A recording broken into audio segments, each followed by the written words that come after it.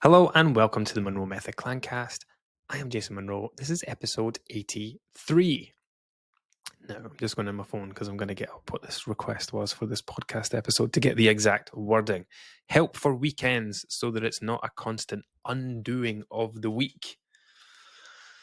So, the problem with this isn't what you think. You don't need help with the weekends, right? And this is super common, right? People think they need help with the weekends. I need help with the weekends. I need to change the way I eat at the weekends. I need to stop undoing all my hard work and all my progress. And that's not it. The problem with this, it's got nothing to do with weekends. It's got nothing to do with weekdays. It's got everything to do with splitting your diet into two separate parts, right? This is what I do when I'm being good, and this is what I do the rest of the time. Okay, it's black and white thinking, the all or nothing mentality, dichotomous thinking, polarized thinking, however you want to describe it. It's the same old thought pattern that keeps many people stuck, and it all comes down. Most people think that it starts at the weekend, right? The weekend isn't the problem. It's the way that you think during the week that's the problem. It's I'm going to be really good this week. That's the problem.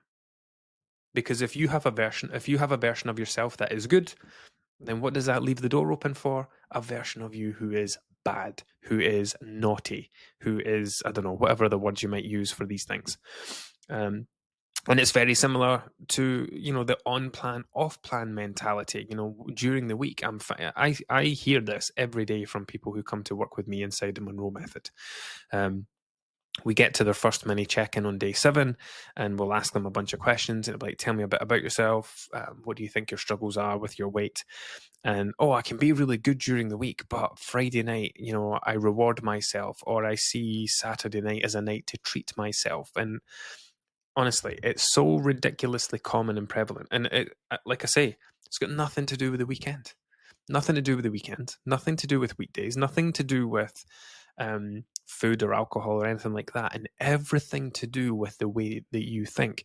If you followed me on social media for any length of time, or you've been on my mailing list, or even listened to this podcast for any length of time, you probably won't notice it, right? But my content and my perspective and my approach is really starting to shift more towards the mindset stuff. One of the things about mindset is that it doesn't sell, right? People don't want you to change their mindset. People want to lose weight, right? That's it. I want the scales to come down. I want to be X stone. I want to be X dress size. That's what I want. So I have to incorporate that into my marketing, right? People don't want to be sold mindsets. People don't want to be sold lifestyles. People want to be sold weight loss. So there always has to be that weight loss element.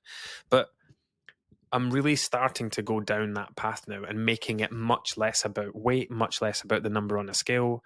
And it is all about changing what goes on up here as I point to my head, and people listening can't hear it, can't see it. It's about your mindset. So if you want to change your weekend behaviors, you have to change your thinking. You have to stop dividing the week up into two separate parts. Here is how I eat during the week when I have routine, when I'm doing school runs, when I'm planning the dinners for the night, when I'm coming home and cooking. I'm really good during the week. And if I take my lunch to work, then I've got control of all those things. And then it's often the weekend, the lack of routine that's a problem, right? You wake up on Saturday morning, you don't have that same routine that you have Monday to Friday. Oh, what will we have for breakfast today? Oh, I've not really got anything in. I don't really want to have cereal like I have Monday to Friday. What can we do? Let's just go to the shop and get some rolls. Let's go to McDonald's. Let's go to Witherspoon's for a fry up or whatever it might be. And then the second part to this is your relationship with food. Because you should be able to do those things and for it not to cause a problem, for it not to be an issue. And the way that many people's weekends will go is Monday to Thursday, in fact, Monday to Friday lunchtime will be quote unquote good. And then as it gets to, this is me just assuming weekday workers as well, but, as home time starts to come, you're thinking about the weekend, what you're going to do tonight. Oh, I'll open a bottle of wine, I'll have a few gins. And then you text your partner, it's like, oh, we could get a takeaway. You start to get him excited about it and you get excited about it. And the trouble with this is people who have a poor relationship with food can't enjoy a takeaway. They enjoy the taste of it. They enjoy the excitement of it. They enjoy the build up to it. They enjoy all that stuff, right? Looking at the menu, thinking what they're going to have, thinking about ordering it, thinking about collecting it or when it's going to be delivered, then eating it, and then afterwards feeling like shit because you are someone who overeats when you have a takeaway. You're someone who thinks they have to get their money's worth, so you put the entire portion out on your plate. You over order because you get carried away because you see lots of things that you want. Like this is what my wife does. Cost me a fortune. She can't just have whatever the thing is. Oh, we could also get some of that. Oh, and get a portion of that. So you go wild with your order because you can't decide what you want and you want to try a bit of everything. Combined with I don't waste money, I don't waste food, so I'm going to eat all of this. And now you're left on a Friday night feeling tired, bloated, stuffed, tired, yep. And all these negative feelings attached to it. And if you're someone who has a poor relationship with food, the all or nothing mentality, you are then going to say, fuck it. And and this is where that mindset kicks in, where it started on a Friday night, so I might as well keep this going all the way through to Sunday. I've already eaten insert bad food here, might as well keep going. It makes no sense whatsoever, and yet people still do it. There's an analogy. I love analogies, right? But there's one analogy that I really don't like. I'm going to tell you it because this might just be a me thing. You might understand it. I just think it's so stupid, but I don't know why I don't like it, right? But this is the one that coaches use a lot of the time. If you're someone who eats a bit, what's an example? If you're a person who eats 2 squares of chocolate, and because you've had 2 squares of chocolate and you think you've ruined your diet, you go back and eat the whole family-sized sharing bar. It's like, this is very relevant because I've got a puncture right now. Do you know, I had a puncture last week. It was a big drama because I've got metal dust caps on my stupid car that have rusted and seized on, couldn't get it off, had to ruin the valve, just took the tyre off. I was trying to get to sports day at the time. Tyre was completely flat. Had to put my space saver on. Took it to the garage, got the puncture repaired. It was an easy thing. It was a screwed right out, puncture repair, done. New valve on because I wrecked it. Yesterday, I jumped in my car and the tyre pressure thing came on. In the same tyre, the exact same tyre. And I thought, maybe it's just a temperature thing. It was a puncture that was repaired. Maybe it just needs a little bit more air or something because it's not quite right. And I went out this morning, jumped in the car, and the pressure was even lower than it was yesterday. I could still drive it, but I had to pump it up when I came back. Do you know that there's another screw in it? 10 centimetres away from the screw that got taken out last week. Another fucking screw. So that's another puncture repair that I will have to waste time getting fixed. Anyway, back to the point, right? So they say that if you have 2 squares of chocolate and go back and eat the whole bar because you think you've ruined something, it's like getting a puncture and then slashing your other 3 tires because you've got 1 puncture. Well, I've got 1 puncture, the car can't move, it's ruined. Might as well just go slash the rest of them. I don't know why I don't like that. Maybe it's the slashing part. I don't know. But that's what it's like, right? And it makes absolutely zero sense. Here's another example that I've just made up on the spot. Imagine you were trying to save up £1,000 for spending money for a holiday, and you've got £500 in there, and you're doing great with saving. You've been saving for a few months. You're on track, and you decide that you want to buy a new outfit, and that new outfit cost £100, and you take the £100 at the savings account, you buy the outfit, but now there's only £400 in the savings account, and you get pissed off. I've ruined it. I'm not going to make my £1,000 target. Might as well go spend the other £400.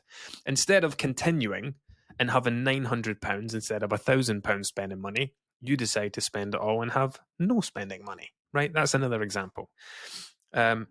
Now, the reason that these aren't great examples is because you don't have the same emotional connection to these things as we do with food.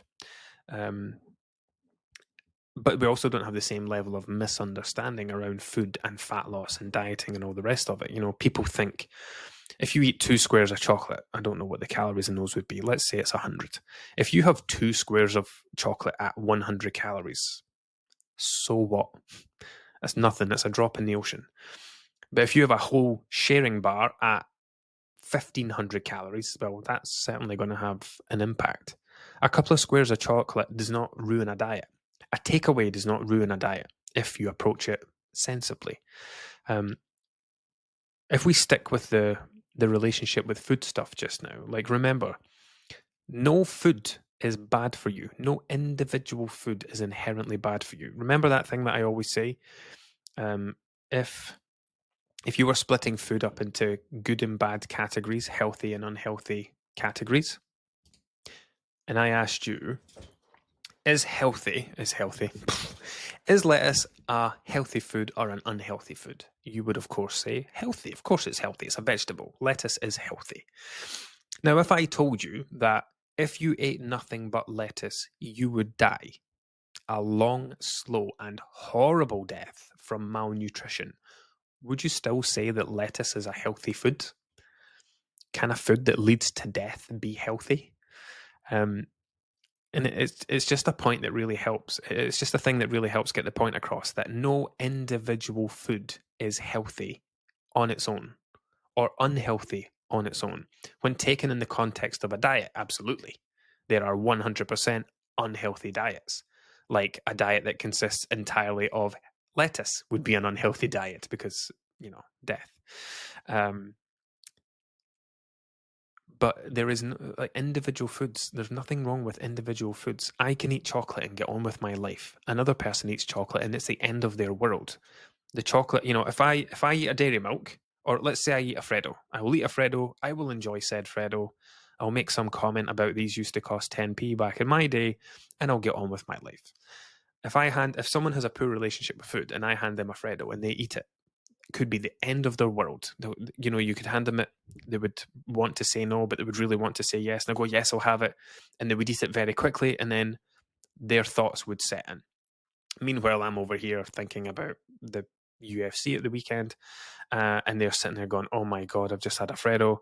Oh, but I'm supposed to be dieting. I'm supposed to be watching what I'm eating. I don't even know how many calories are in a Freddo. It won't be much more than 100, I don't think. Alexa, how many calories are in a Freddo? According to an Alexa Answers contributor, there are 95 calories in a Freddo. There you go, 95 calories in a Freddo. If that person eats that Freddo and their world is coming down around them, oh my God, I've just eaten chocolate. Chocolate's terrible for you. It's bad. I was trying not to do that. I'm trying to be healthy. I'm trying to be good. I'm trying to lose weight. Oh, I've ruined it. So they go and have something else and they go, well, I've had that now. Might as well order a Domino's. And then they wake up the next day and go, fuck it. Might as well have the rest of that Domino's for breakfast. And since I've had that Domino's for breakfast, I might as well go to McDonald's for lunch. And since I've had a McDonald's for lunch, I might as well phone a Chinese tonight. And that's the thought pattern that goes. And it all started with a 95 calorie fucking Freddo. And here they are, 5,000 calories deep into eating out. Not because the Freddo did anything, it's just a little frog chocolate. What did a little frog chocolate ever do to anyone? It's everything to do with your mindset, everything to do with what goes on up here. And this is the reason that people get their knickers in a twist about the weekends. Because of the way they think about them. Remember, anything that you put on a pedestal, you will act like a fucking weirdo around it. Right, that's the truth. You put anything on a pedestal, you will act different around it. If you put chocolate on a pedestal, you will act different around it. Think of it this way. When was the last time you ever heard of someone talking about their weekend apple binge? Have you ever heard someone say, oh my God, I had one apple at the weekend. I was like, I fucking ruined it now. I might as well eat the whole bag of apples. Or, I took the grapes out the fridge on Friday night. I had 3 grapes. Before you know it, all the grapes were gone. And then because I did that, I just went, then I ate all the bananas, and then I ate all the plums, and then I ate all the oranges, and I started to feel sick. So then I went and ate what have I not said yet? The pears Nobody talks like that because we don't put fruit on a pedestal like that. We don't think of it as bad. We don't think of it as a treat. We don't think of it as a reward. We don't think of it in any negative way at all. And that's why you don't act like a dick around fruit. It's why you don't binge on vegetables. It's why you're not snacking on carrots in front of the TV. But bring something bad into the equation, bring something that creates something I've not even spoken about yet, and I should have, is guilt, right? If you create the idea that you are doing something bad, if you think something's a bad food, you are creating the idea of wrongdoing. And if you create the idea of wrongdoing, you are creating guilt. And it's that guilt that we react to. Remember, God, there's so much to dive into here that I'm not even touching on yet. If you think about the Freddo situation, right? If you eat a Freddo and then you go eat something else, it's really important to know that you're not eating something else because you ate a Freddo, right? The Freddo was just the start point, the catalyst. You go and eat something else because of how you feel, right? So you wanted to have the chocolate, so you had the chocolate. Now you forget about that. Now what you're left with is how you feel about that decision, right? This has got nothing to do with the chocolate anymore. What takes over now are your thoughts. So you had the chocolate and now you're thinking about it. Oh my God, that was bad. I shouldn't have done that. I've already had chocolate today. I've not even had my dinner yet. Blah, blah, blah, blah, blah. Every decision that you make after that is then in response to how you feel. So now you're emotionally eating, essentially, right? You're not doing these things because you ate chocolate, because I ate chocolate and I didn't do those things. I ate chocolate and now I'm thinking about the UFC at the weekend. I'm not even thinking about the Freddo anymore. It's a distant memory. And so how can I think like that, but you think differently? How can I do it? If chocolate was the problem, how can everybody have a different experience with chocolate? They can't. If chocolate was the problem, every single person would have the same reaction to chocolate and every single person would react the same way. So the chocolate isn't to blame. It's entirely self-created. It's all in your mind. And when I say it's self-created, that's a bit unfair. I mean, it's accurate, but it's not necessarily self-created. It could have been taught to you by a parent, by a grandparent, by a teacher at school. It could be something that was given to you at Slimming World, at Weight Watchers, through following terrible people on social media. Like you've learned it from somewhere. But we also then create our own little things around it. We create our own stories that we tell ourselves around them. We create our own rituals. Well, I've done this, so when I do that, this is what I do for the next 3 days, type thing. So everything that you do after that is in response to your thoughts. So these foods are never the problem. Your thoughts are the problem. Your mindset is the problem. The way that you think about these foods is the way that you will act around these foods. And again, coming back to the guilt thing, here's something. If you're going to write something down, if you're the type of person that takes notes like me, I don't write them down often. I type them in my little notepad on my phone. If you want to type something in your phone or a little quote or something to write on a story on Instagram and then quote me, maybe I should get people to do that more often. Make it this, right?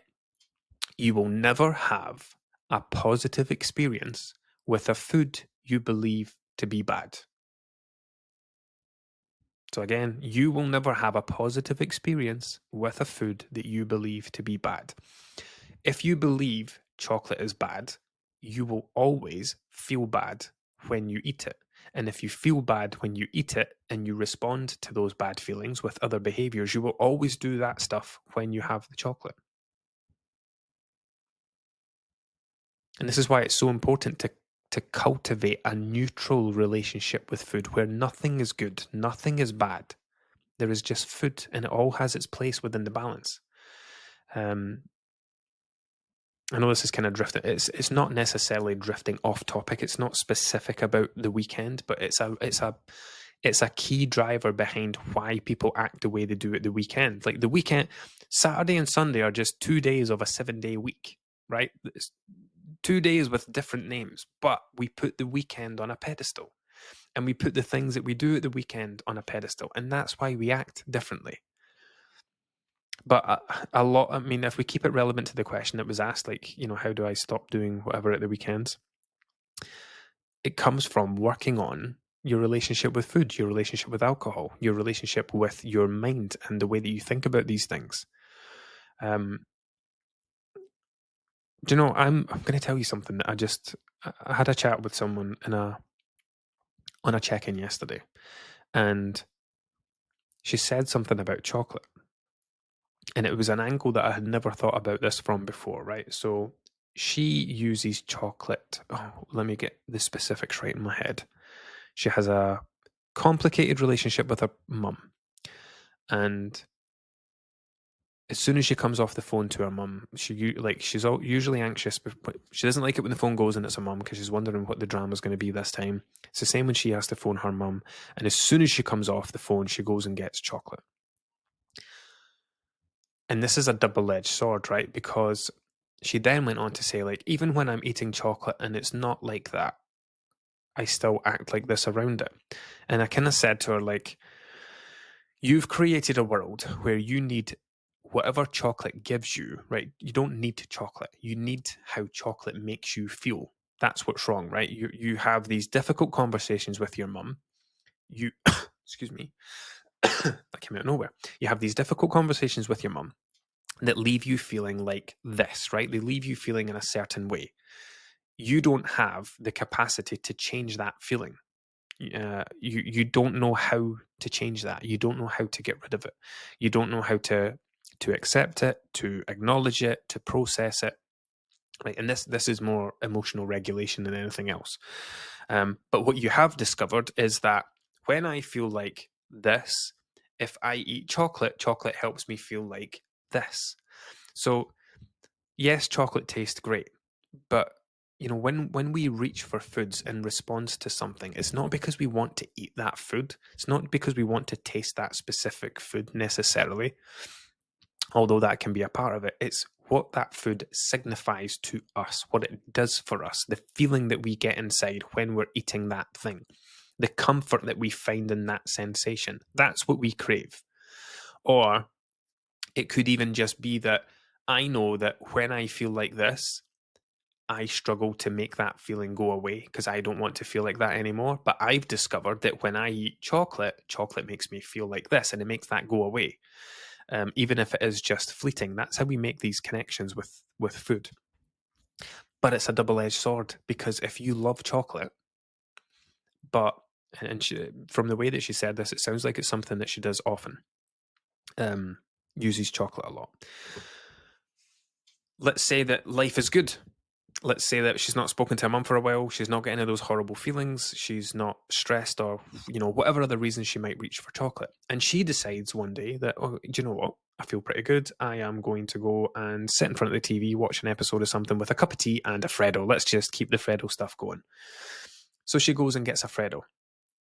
And she has the Freddo. But now what she's done is reverse she's reversed she's Uno reversed herself into that horrible feeling because it's a two-way street. When I feel like this, I eat this food to distract myself from that feeling. But now she's done it in the opposite direction. She's done the chocolate thing first, and the chocolate thing takes her right back to the times, when I eat that food. When you smell something or you hear something or you see something and it gives you that kind of nostalgic feeling like, oh, that reminds me when I was a kid. That reminds me of my mum's cooking. No, not my mum's cooking. Fuck me, my mum cannot cook. My dad can cook. That reminds me of my grand's cooking would be a better one. um, uh, so you get, there's that association by smell or sight or whatever it is. Well, it's the same thing where if someone uses a food in a negative way often enough, and then they try to use it in a positive way, it will drag them right back to that negative situation. This is the thing I taste when I'm feeling like this. This is the food I eat when I'm feeling like this. So it works in reverse as well. And you can absolutely ruin food for yourself by placing it on a pedestal, by attaching it to things. And anyway, and that's a lot of where the weekend stuff comes from, right? It's mostly to do with your relationship with food, with putting things on a pedestal, with making a massive song and dance about the weekend, by getting all hyped up and excited about, oh, what we're going to eat this weekend, what takeaways are we going to get, where are we going to eat out. Anything you put on a pedestal, and I'm not trying to ruin food for you. I'm not trying to ruin takeaways for you, but and it shouldn't be that you get excited about eating them. But ultimately, what is a takeaway? It is your dinner.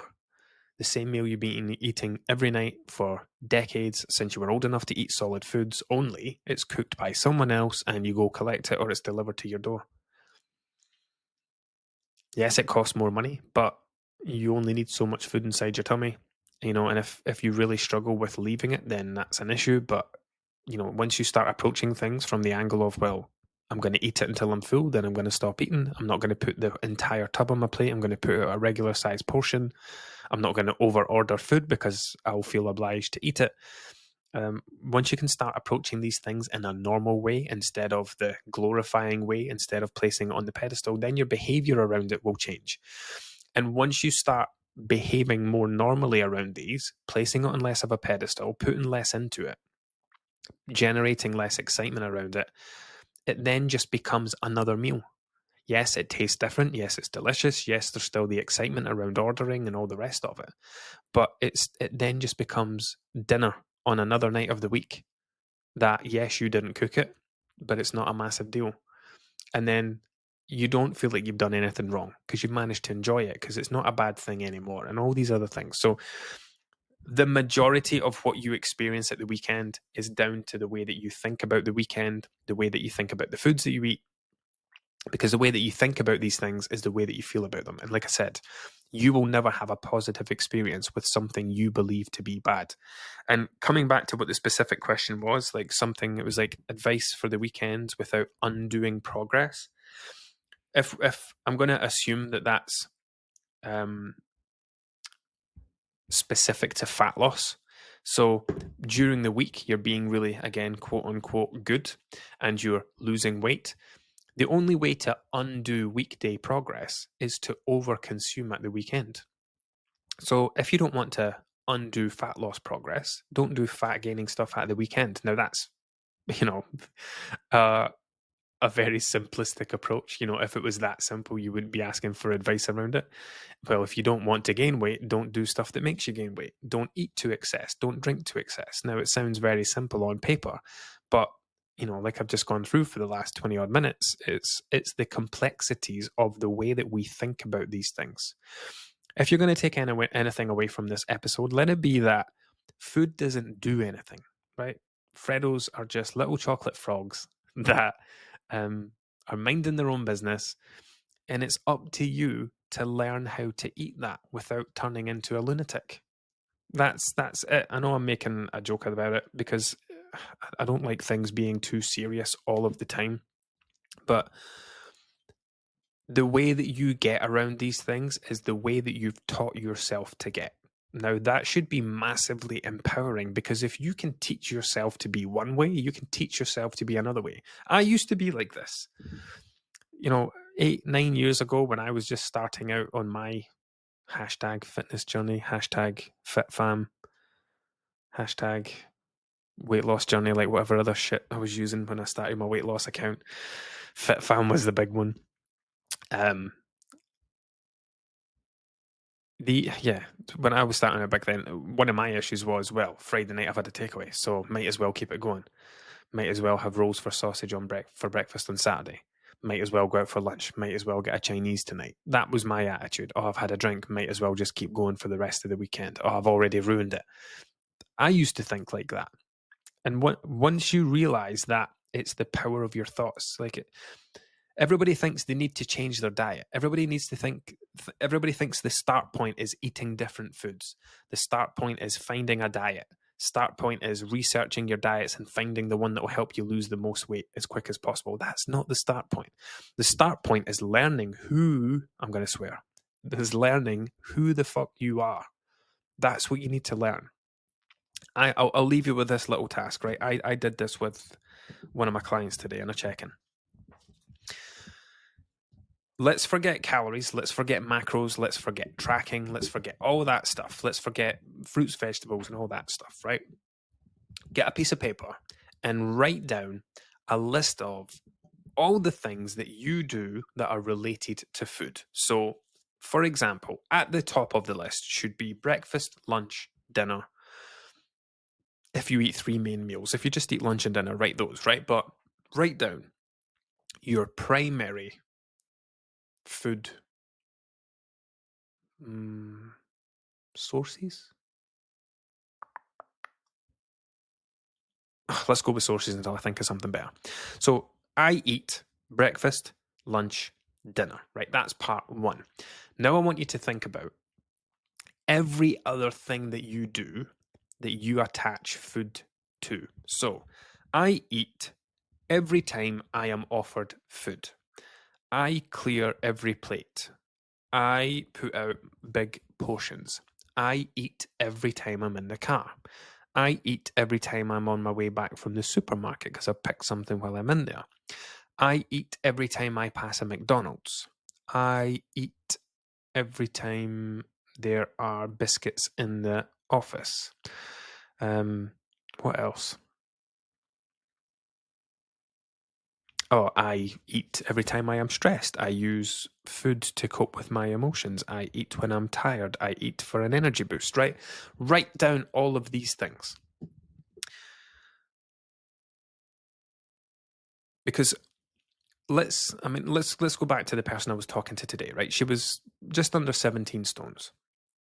And we were talking about like how much weight she had to lose, how far she had to go, and those kind of things, right? And she's it looked like she's sabotaging herself because she's thinking about how long it's going to take her and all these things. So I'm trying to help her think of that in a different way.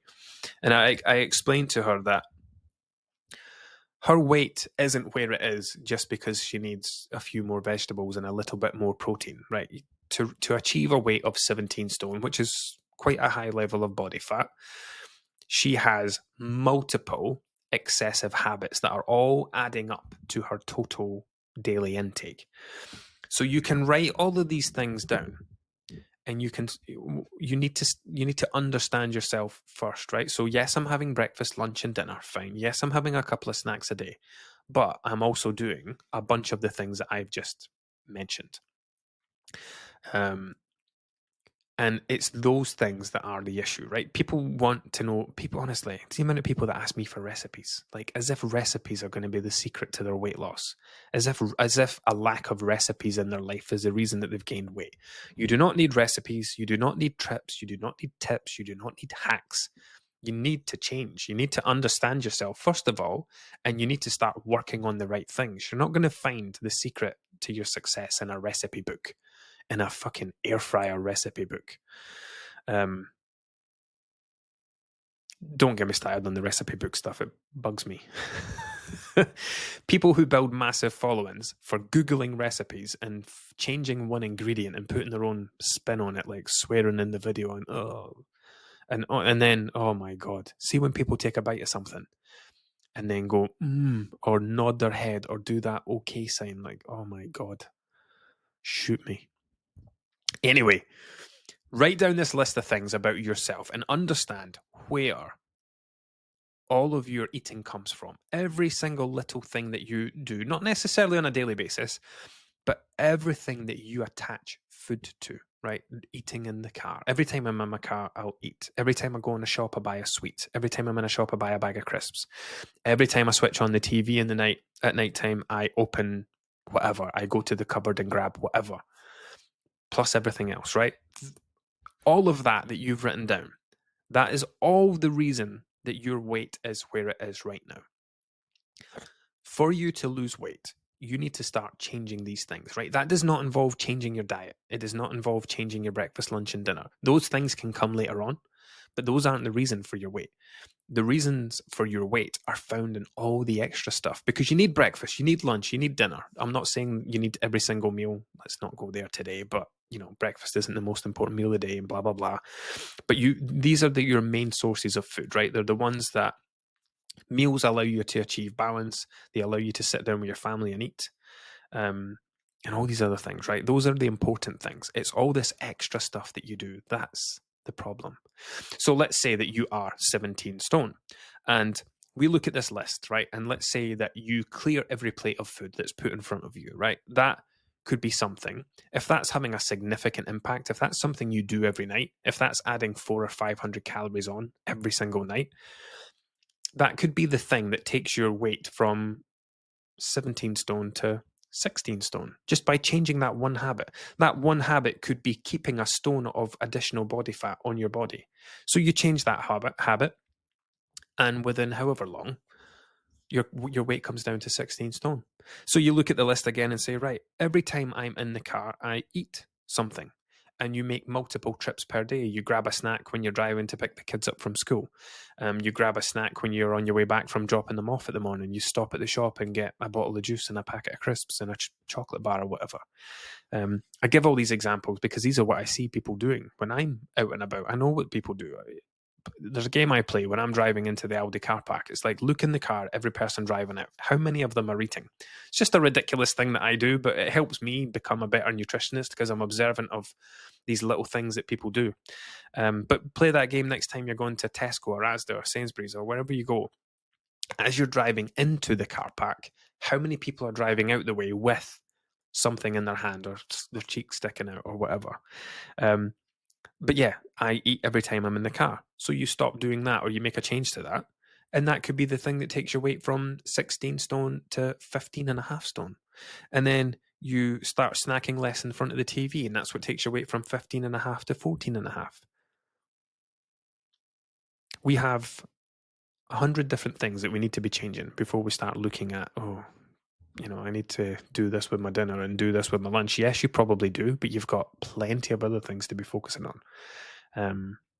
Anyway, that was a super mega tangent that went way off the topic. Don't even know how I got on it, so I can't get back to it. But bringing it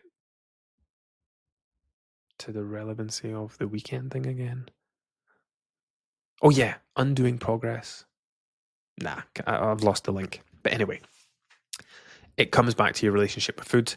It comes back to calling foods good and bad, to thinking of them as healthy, unhealthy, to living a life where you have two separate versions of your diet. I mean, that's another thing we didn't dive into.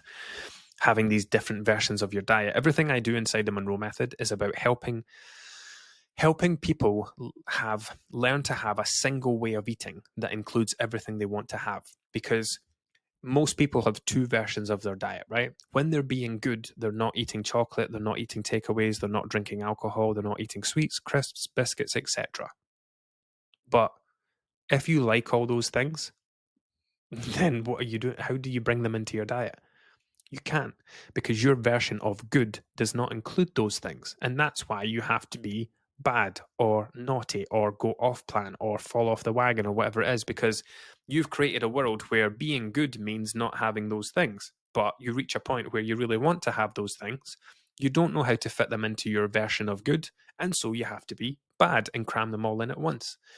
The way that I do, and that's how you live your life, on plan, off plan, round and round and round. When you're on plan, your weight's going down. When you're off plan, your weight's going up. The way that I do things is about teaching people everything that I've spoke about in this episode, actually, where it's like, these things aren't good. These things aren't bad. Get rid of that idea. Everything that you want to eat and or drink has a place within the balance of your diet every day. Doesn't have to, you're not just allowed to eat these things at the weekend. You're not just allowed to have these things once a month or once a week. You're not only allowed to have chocolate at night in front of the TV. All these rules and regulations that we apply to ourselves in an effort to try and control and manage the way that we eat does more harm than good. So the way that I do things, it's all about trying to help people achieve balance so that they can eat the same all the time. Like if I wanted to have a takeaway tonight, I would go and get one on a Wednesday night. No, Thursday night. Crazy me. But I could do it if I wanted, but I don't because I don't. Well, because I've got gusto and I don't. I've got gusto to eat Monday to Friday. But it's having that ability to say, I can just have that thing whenever I want it, and that's very scary in the beginning because people say, well, if I thought like that, I'd have takeaways every night of the week. No, you wouldn't. You wouldn't be spending 200 quid a week on takeaways. Don't be ridiculous. Would it be 237? Maybe 20 to 30 quid, 150 to 200 quid ish. Yeah. So anyway, that's enough for today because I'm just ranting now. But everything I do inside the Monroe Method is about helping people learn how to live for life, not create two separate versions of their diet for them to keep bouncing between. We're trying to resolve that. We're trying to get away from that and just create one diet that you enjoy, that you want to work to all the time, that makes sure your body is getting everything that it needs, but you're also getting the things that you want that don't necessarily give your body what it needs, but they give you what you want. Anyway, that's enough for today. I nearly launched into something, but that's a whole other episode. We'll do that next time. Yeah, enough from me. Speak soon.